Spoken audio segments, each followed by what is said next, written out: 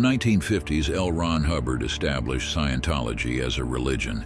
In the years that have followed, the church has faced extensive controversy and opposition. Shocking are the many unusual deaths associated with the church that have been quietly shielded from the public. Here is one of those stories. Originally from the Netherlands, Josephus Havenith was working in Munich, Germany as a music instructor.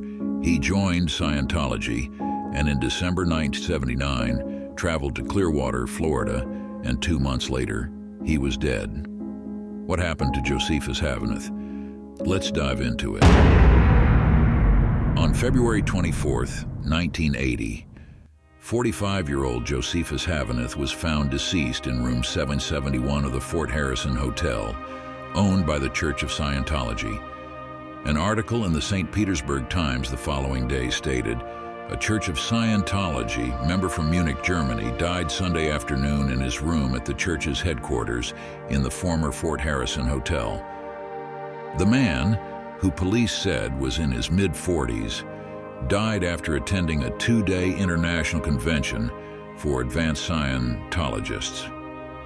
Clearwater police said the man was found in bed in his 7th-floor room by a maid about 3:30 p.m. There was no preliminary indication of foul play, and no drugs were found in the room. It appears to be a normal death, Lieutenant Sibbert said, indicating the man died of natural causes. The body, which was not identified pending notification of relatives, was taken to the Pinellas County Medical Examiner's office, where an autopsy will be performed. Church spokesman Milt Wolf said the man normally lived in Clearwater and was not here just for the weekend convention. Wolf said the man was in his 50s or 60s, but declined further comment. Not much else was revealed about the death of Josephus Havenith until December 7, 1997, when an article appeared in the St. Petersburg Times, which read, "Josephus A. Havenith was a Dutch citizen living in Munich, Germany, where he taught music." On February 25, 1980, Havenith had been at the Fort Harrison Hotel for 2 months taking counseling and following a regimen of vitamins and minerals prescribed by Scientology. A maid said Havenith left a note on his door, room 771. It read, "Sleeping." So he was not disturbed until later in the day when other guests discovered that the carpet outside his room was soaked. Inside, the hot water was still running in the tub. At the time, church officials and police told reporters that Havenith was in his 50s or 60s and was found in bed.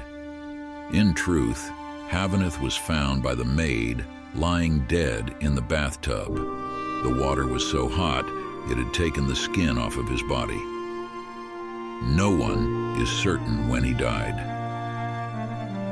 An autopsy report lists his death as probable drowning, but notes that his head was not underwater. In 1980, when Havenith died, Florida officials had little knowledge of the vitamin and mineral programs used by Scientology. Is it possible that given whatever was going on in his body, getting into hot water did something? Asks medical examiner Wood in reviewing the case. Perhaps, with no evidence of a struggle in his room or other foul play, Wood said she had to presume that some sudden event occurred involving his heart or his diet. "We'll never know what happened. The questions remain unanswered," she said. His body was cremated and shipped home to the Netherlands at the expense of the Church of Scientology. Family members could not be located. Upon further investigation, Josephus Havenith's death certificate does indeed list his death as a probable drowning. So many questions remain. Why did the police and Church of Scientology lie about his death to the St. Petersburg Times? Why would Josephus Havenith enter and remain in bathwater so hot that it would peel his own skin? Why was the cause of death listed as probable drowning with a notation that he was found with his head above water? The medical examiner should have been able to determine if drowning occurred and whether it was before or after His death. What really happened on February 24, 1980 to Josephus Havenith in room 771 of Scientology's Fort Harrison Hotel? These answers we will probably never know. Josephus Havenith, you are not forgotten. We remember you. Rest in peace.